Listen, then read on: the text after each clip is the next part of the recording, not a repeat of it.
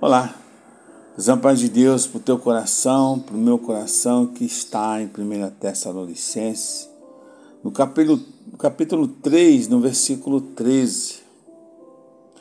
Para confortar o vosso coração, para que sejais irrepreensíveis em santidade, diante de nosso Deus e Pai, na vinda de nosso Senhor Jesus Cristo, com todos os seus santos. Glórias a Deus.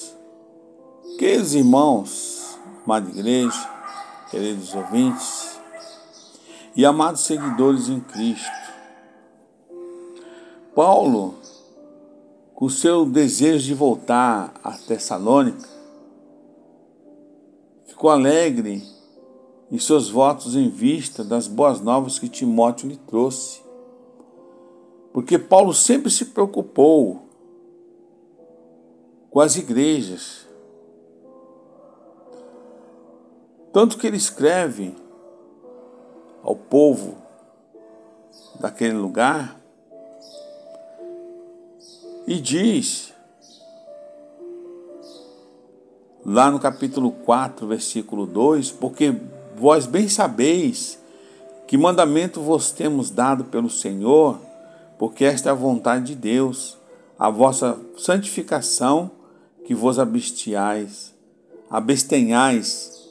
da prostituição. Então,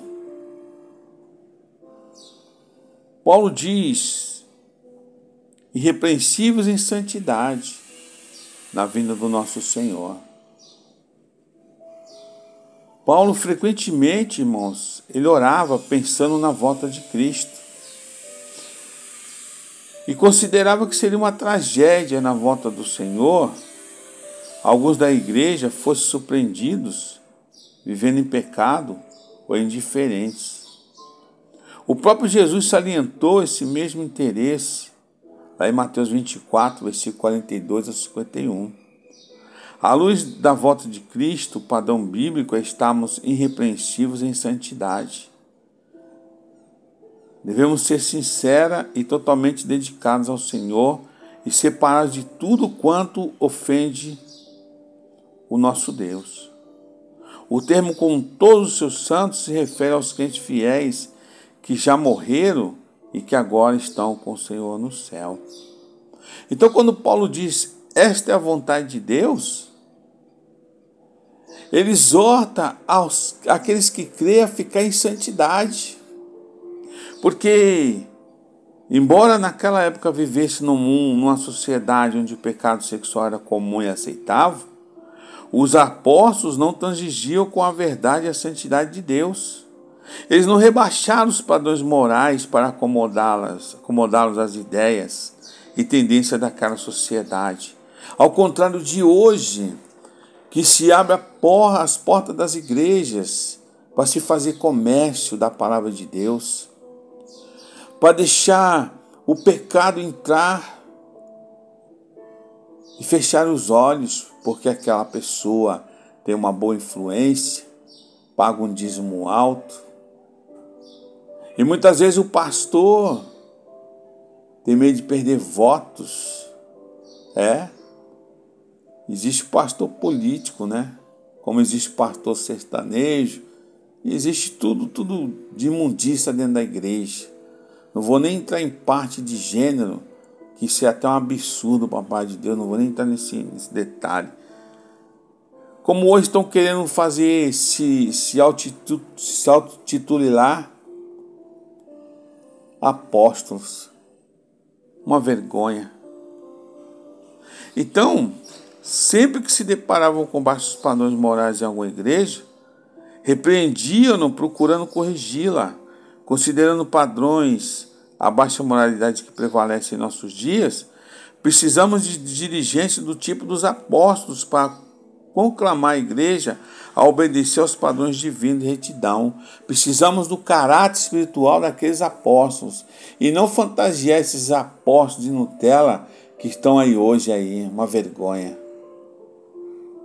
Então você precisa ler as escrituras para você não ser enganado. Paulo diz para aquele povo não ser enganado, irmão. E nós temos que confortar o nosso coração para que nós possamos ser irrepreensíveis em santidade diante do nosso Senhor Deus e Pai. E na vinda do nosso Senhor Jesus Cristo, com todos os santos que virão, nós podemos estar junto com eles. Não se venda. Não venda a sua santidade por ter medo de perder amizades dentro da igreja, de ser excluída daquele grupinho. Fique firme no Senhor. Doa quem doer, fale a verdade. Não aceite. Porque como você vai se apresentar a Deus se você estiver fazendo tudo que o mundo quer? Não é? Porque quando você deixa de ouvir a palavra de Deus, você não está desprezando o profeta. Você está desprezando a Deus. Aqueles que rejeitam a instrução do apóstolo sobre a santificação e a pureza, está rejeitando a Deus. Desconsiderar a demonstração de Paulo é resistir deliberadamente ao Espírito Santo e à pureza que ele deseja. E Deus julgará, irmãos, e castigará membros da igreja que se dão ao relaxamento moral para a satisfação da sua própria lascívia. Está lá em Hebreus 13, versículo 14.